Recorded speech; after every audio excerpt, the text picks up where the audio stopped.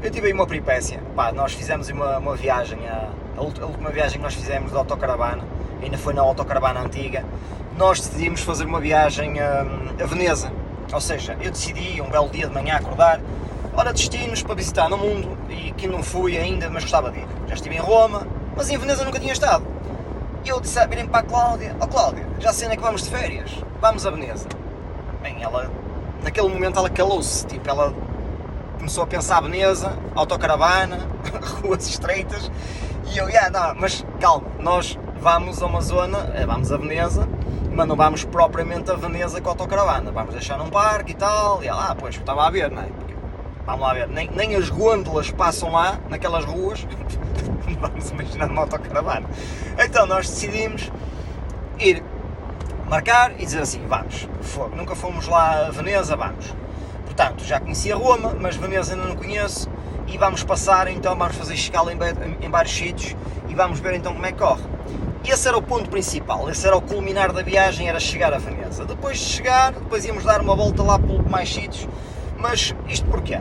Pá, como eu vos disse, o meu canal é de sobrevivência, e nós tendo uma autocaravana podem acontecer inúmeras coisas, e vai-vos acontecer de certeza, desde as coisas mais engraçadas às coisas mais estúpidas, até às coisas que podem ser, pronto, um bocadinho perigosas, porque, como vocês sabem, nós estamos a andar num veículo e vai sempre acontecer alterações climáticas durante a viagem, pode acontecer alguma coisa com o estado dos pneus. Pronto. No nosso caso, foi algo bem pior. Quer dizer, foi relacionado com os pneus e não foi, mas eu vou já explicar. Então, o que é que aconteceu? Nós, quando estávamos, antes de entrar em Itália, nós temos que passar pelos Alpes. Nós temos que passar pelos Alpes franceses e depois temos que passar pelos Alpes italianos. E eu decidi não ir para autoestradas, porque eu na autocaravana não gosto de ir para autoestradas, gosto de ir por nacionais, no limite, vias rápidas. E então nós já tínhamos andado nos Alpes franceses, noutras viagens anteriores, mas ainda não tínhamos passado os Alpes italianos com a autocaravana. E ainda para mais, a autocaravana que nós levámos era uma autocaravana antiga, uma Fiat Ducato, uma 1.9. Vocês não a vivem. 1.9. Estamos a falar que a autocaravana vai até aos 3.500 kg, um motor de 1.9, uma Fiat Ducato, puxar aquela máquina e mais 2 adultos e 2 crianças não é fácil. Elas andam, e é turbodiesel e tudo, mas arrasta-se. Conclusão, nós fomos subir os Alpes franceses e depois veio a parte mais complicada, que é a descida, e a autocaravana começou a acusar um chiar nos calços, nos travões.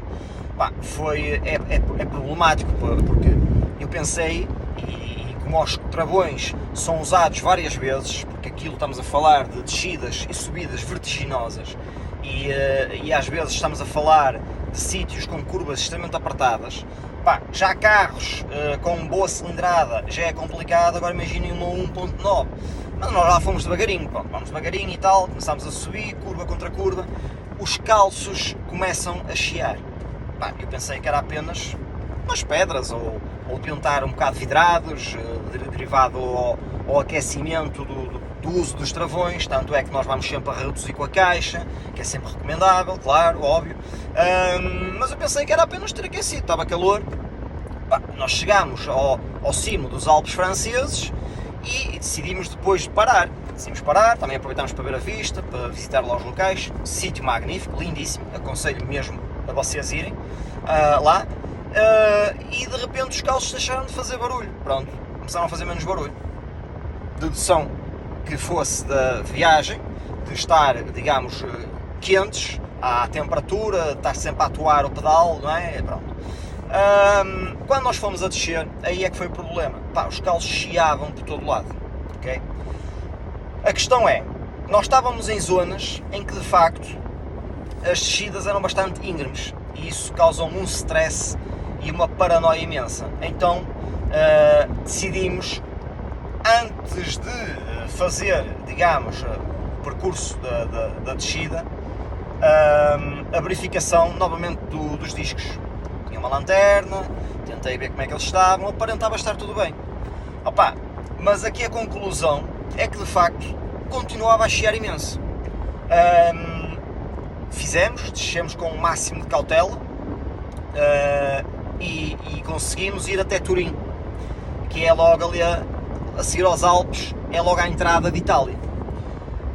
A chegar a Turim, opá, aquilo então começou a fazer um barulho mesmo descomunal, ainda começou a fazer mais barulho. Nós em Itália decidimos procurar mecânica, sítios para arranjar ou para ver aquilo. Opá, eu posso-vos dizer, não arranjamos ninguém. Isto porquê? Vocês não se lembrem, é um conselho que eu vos dou, não se lembrem de ir com uma autocaravana para a Itália em agosto, porque em agosto os italianos estão em chamado Ferragosto, que é festas lá.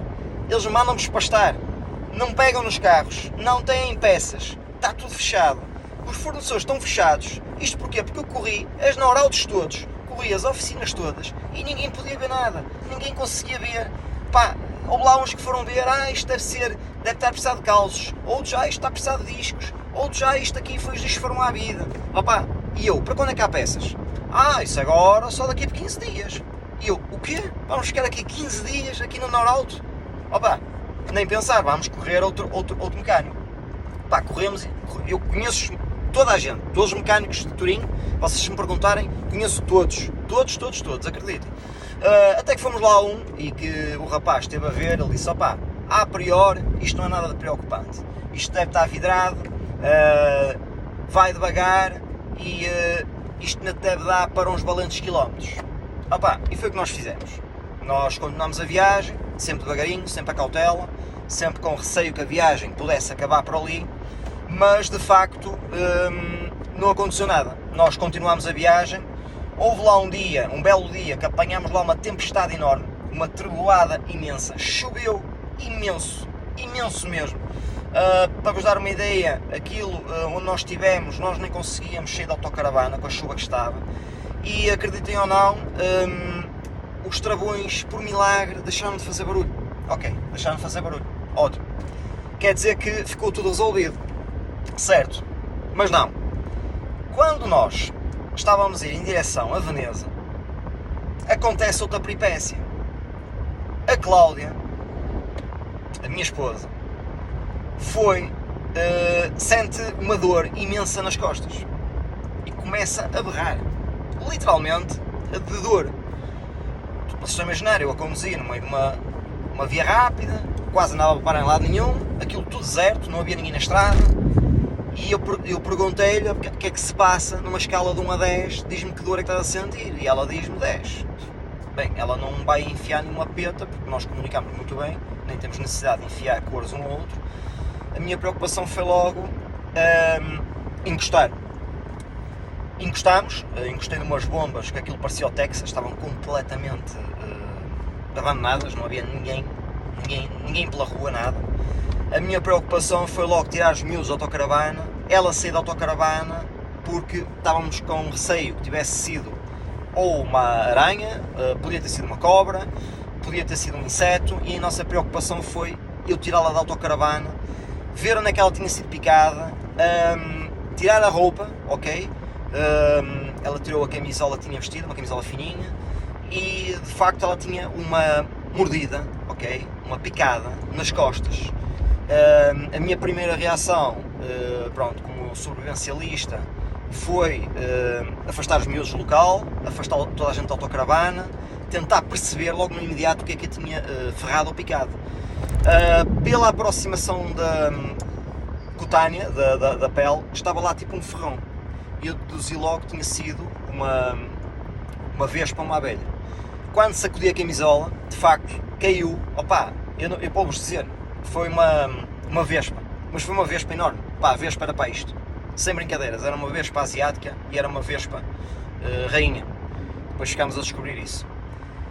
Tirei a foto ao inseto, por escala, para tentar depois perceber no hospital e para dar a indicação do que era, aplicar gelo, fazer antihistamínico e ela entrar para a autocaravana e irmos de urgências logo.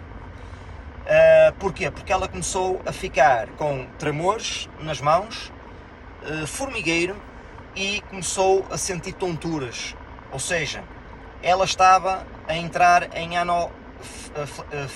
flexia, eu acho que é isso que se diz, que é uma reação alérgica causada por picada de abelha ou vespa. Como era na época onde havia muitas vespas e havia muitos alertas dados por proteção civil para termos o máximo de cuidado, como se não bastasse, ela foi ferrada, coitada, pela maior que havia, que era a vespa rainha. Portanto, quando nós nos dirigimos quando ligamos para as urgências, eu aconselho a vocês terem, para o país para onde vão, sempre os contactos do país, para não estarem com o stress de procurar os indicativos, para saberem quais são os hospitais, traduções e etc. Terem sempre, para onde vão, o número das autoridades locais, seja bombeiros, seja polícia, ou mesmo o INEM, para vocês conseguirem logo ligar para as emergências.